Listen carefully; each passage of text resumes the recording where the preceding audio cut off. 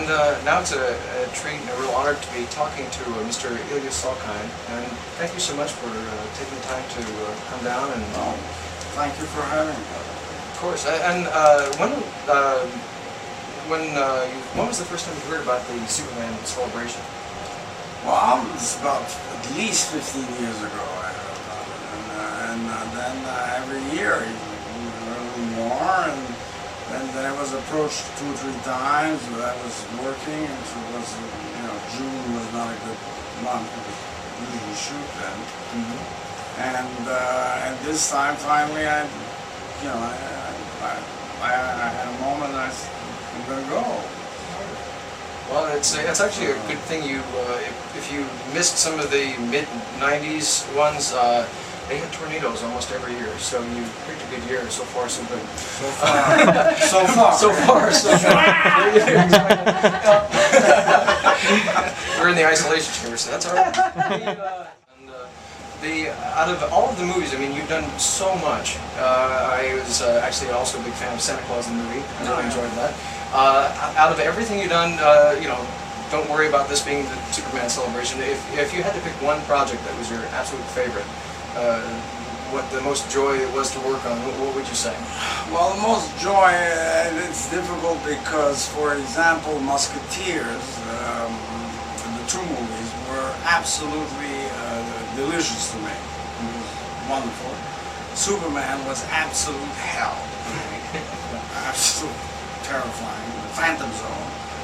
And, really, the Phantom Zone. And both turned out good. Now, I would say my favorite movie on all levels is Four Musketeers. Excellent. Yeah, excellent.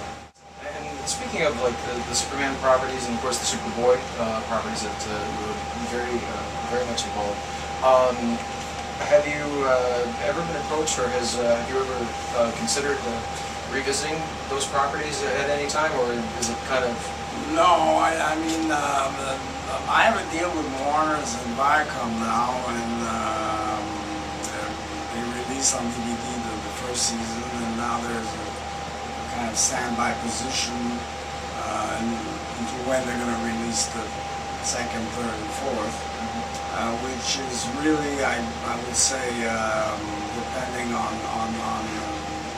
politics of Warner's, because Warner's only owns 1/3 of Superboy. Okay. Then Viacom owns 1/3, and you own the other 3rd. I own the other 3rd. So the fact is that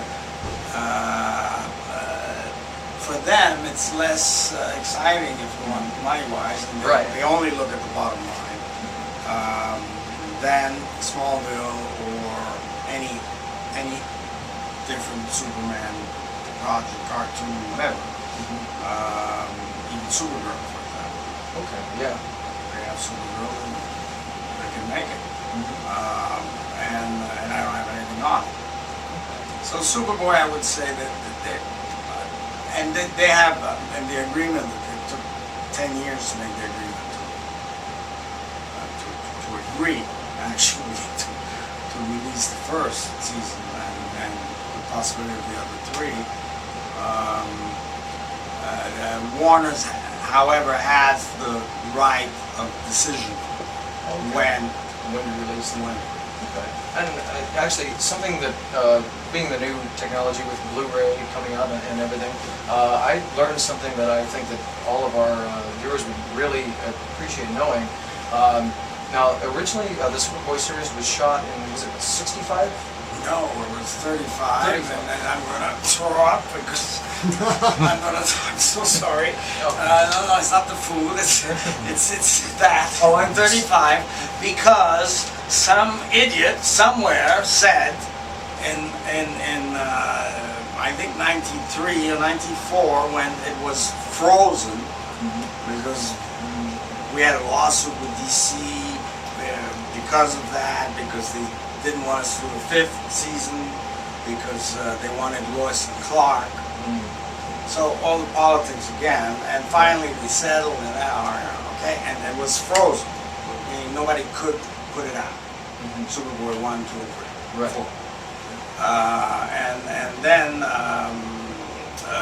why was I going to throw up? I mean, Well, I'd heard the absolute horror story about what happened to the original. yes, Yeah. a man. Sorry to bring up a sore subject. No.